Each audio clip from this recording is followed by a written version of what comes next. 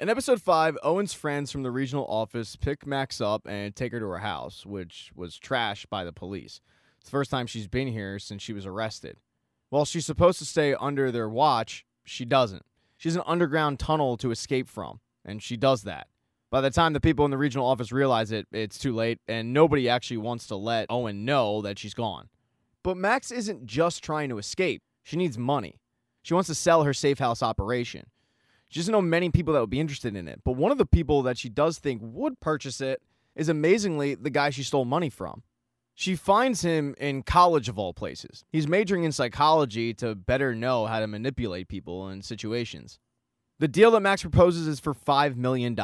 She hands over her operation, which she claims is untraceable by the police, and she gives him 1 day to take it to his boss. His boss is a guy named El Jefe, the leader of one of the largest cartels in the world. Max goes to leave, but Talco isn't willing to just let her walk out. He feels like he can probably get this information for free by torturing her. He, along with somebody else from the cartel, jump her in the parking lot, but they get the worst of the fight. After Max kicks their ass, she tells them that the price just went up to $6 million. When she finally does leave the garage, she calls up one of the people from the regional office and yells, "Tell your boss I need the lawyer back." The lawyer, Owen, is just happy to be rid of Max at this point. He's tired, he's worn down, and he's just done with that operation. He flies back to DC on a red eye, gets to the apartment, and Hannah asks if he's okay, and he says, "Yeah, of course I'm okay." But Hannah didn't ask that question because Owen looks run down. She asked it because of the phone call that they had the previous night. She's starting to get really concerned about Owen. Even though he claims he's okay, she's not really buying it. Owen swears that it was just this one case. It got to him, but it's over. He's not going to have to worry about it anymore. In fact, he's going to be around a lot more, so he won't get so lost in it all. And Hannah thinks that that's great, both him being around and him not getting lost. His phone then pings because he sent a calendar reminder to send Amelia flowers, and Hannah sees it. She didn't really expect him to be the sending flowers type, and when she calls Amelia his girlfriend, Owen corrects her and says, "No, she's not my girlfriend. Never mind." They get interrupted, though, with a knock at the door, and to Owen's surprise, it is the Secret Service. They demand that he come with them, and they won't tell him why. When he gets to the White House, he meets with a guy named Kevin Mills. He's the chief of staff to the president. He's also not Bob. And the reason why Kevin called for Owen was because he keeps hearing about this Owen Hendricks guy dropping the name Not Bob. And he would like to know why.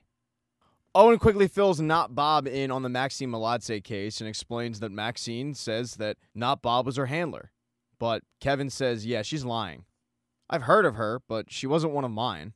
I was too far up the food chain by the time she became an asset. But even if I was her case officer, she only would have known my cover name because I'm not an idiot. So that means somebody inside the agency fed her my internal nickname. And if they leaked that, they sure as hell could have leaked other secrets. So I'm going to need you to find out who gave me up. Owen asks about anybody that would have interacted with Max, and Kevin tells him about a woman named Rita Stevens. Unfortunately, Rita Stevens is dead. She drank a ton and got liver cancer and passed away. But Kevin's convinced that even on her worst bender, she never would have made a mistake like this. Owen really doesn't want to dive back into the Max Melancey case, but he also has no choice. After meeting with Not Bob, Owen wraps up and heads back to the office. He immediately runs into Dawn.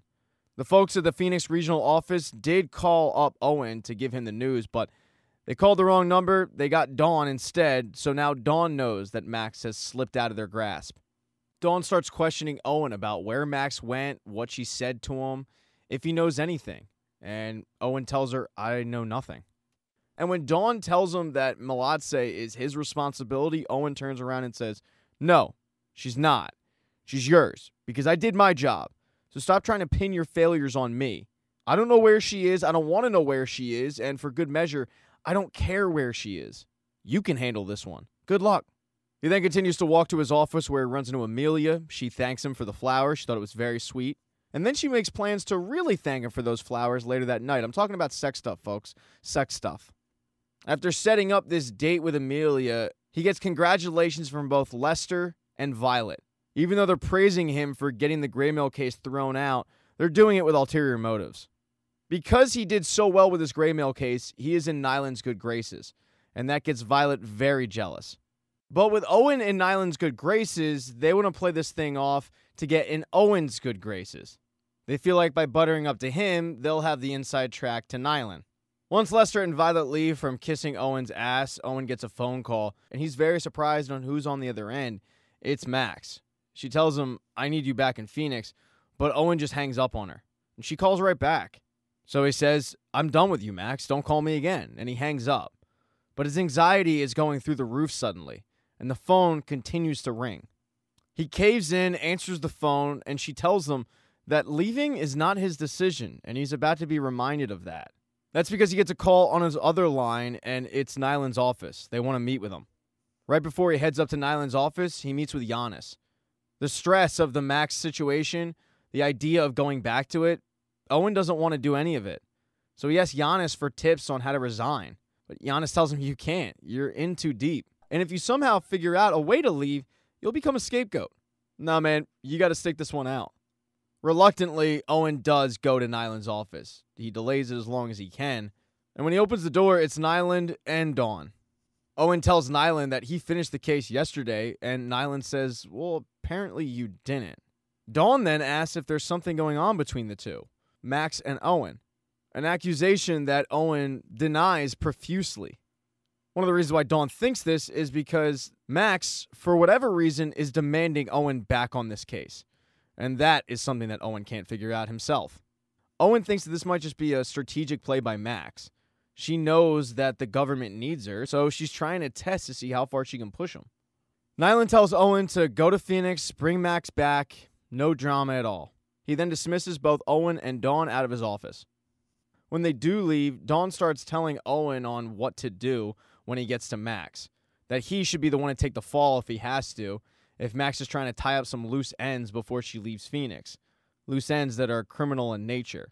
This starts a big pissing contest between Owen and Dawn. Before Owen does head off to Phoenix to grab Max, he needs to talk to somebody and get some advice. He doesn't want to talk to Hannah, so he calls up Terrence. Owen does his best to explain to Terrence what he's currently going through, the high-pressure situation, without giving too many details. The detail that Terrence hyper-focuses on, though, is the she. That's because Terrence is really good friends with Hannah. He was friends with Hannah before he was ever friends with Owen. And he's worried that Owen might be attracted to this she, which would result in Hannah possibly getting upset. He doesn't want to see Hannah get upset. He's concerned for his friend. He does, though, give Owen a little bit of a pep talk before he heads off to Phoenix. Owen flies in, and he's planning on meeting with Max at a hotel. They stay the night, and then he flies her back the next morning, no problem. When he goes to the hotel that he's supposed to be Max in, it is a fancy hotel, and Max is looking damn good in this newly bought red dress. She also has a bunch of other bags that she bought. She went on a little bit of a spending spree. Owen, though, is not there to play games. He's not there to be her friend. He sternly directs her that they will go to a Days Inn down the street, they will stay there, and then they will fly back. But Max, knowing that she has the upper hand, knowing that she has the leverage, forces Owen to get a suite at that fancy hotel that night, even though Owen can't afford it. So much so that when he goes to run his card, it gets declined. He's forced to call up Hannah, hat in hand, and ask her if she can put the charge on her credit card. It takes a little bit of convincing because Hannah's more concerned with the fact that just a mere 24 hours ago, Owen told her that he was done with this case, and he's clearly not. But she says okay in the end. That's because she doesn't know how much this room costs. Costs a whole lot of money. With the okay from Hannah, they run the card, and Owen and Max get the room together. But they're unaware that they're being watched. Dawn was convinced that there was, in fact, something going on with Hannah and Owen, so she sent one of her minions to watch them. And he's filming the whole interaction. He finds it super suspicious that these two are checking into a suite together. And while there is nothing going on with the two, it's not for lack of trying. Max does try to hook up with Owen. Owen, showing insane willpower, says no to Max repeatedly. She puts him in some really tough situations, but he stays true to his values. With hooking up no longer on the table, Max tells Owen that she's going to need cash if she's going to get put back in Belarus. If she's going to get safe passage back into the mob, she's going to need about $5 million, maybe even 10. Owen thinks that the agency should just be able to give her that money since she's a hotshot asset, but they're not able to. As far as the agency is concerned, she doesn't even exist. That's going to mean that they're going to have to pretend Max is a new recruit. And asking for $10 million, even $5 million for a new recruit, it's never going to get processed. So before they leave the next day, Max is going to have to sell her safe house business. This then sparks a game of a truth for a truth. Max asking Owen about his personal life, Owen asking Max about her job. The first question that Owen has is, who are you selling your business to? And Max tells him that it's T.S.L.A.Y.P's boss, Sandoval Luna, the head of the Aquino cartel. Max then goes asking Owen why he became a lawyer, because it just seems very unlike him. He tells her that he became a lawyer because he promised his mom he wouldn't end up in the same fate as his dad, dying in war. Owen follows up by asking how Max became an asset at the agency, and she tells him a case officer approached her. It was a woman. She was drunk. But Max doesn't think anything of that because, as she tells Owen, half of her handlers were drunk. It's difficult for Westerners to adjust to life in Minsk. Max changed the topic by asking Owen if he's ever been in love. And he says no, but it's clearly a lie, and Max starts guessing it must be the girl from social media, the one he went to school with, a.k.a. Hannah. In order to get the attention off him, Owen asks Max, well, have you ever been in love? And she says, yes, my daughter. Owen had no idea that Max had a daughter, let alone that she had, key word on that her daughter passed away. This topic changes the complete mood in the room. Owen gets the final question. He asks Max, why did you bring me here? And she says, it's because you're the only person I've ever been able to count on.